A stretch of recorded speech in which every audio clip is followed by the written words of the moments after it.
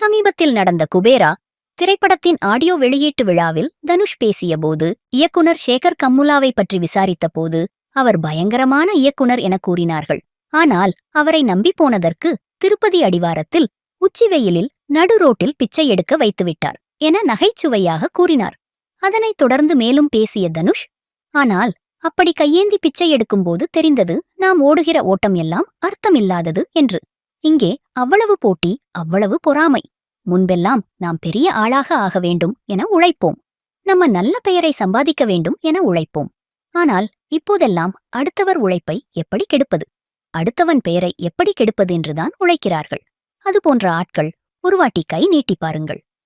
சாப்பிடுகிற ஒரு வேளை சோற்றுக்கு எவ்வளவு நன்றியோடு இருக்க வேண்டும் என்பது புரியும் என கூறியிருந்தார்.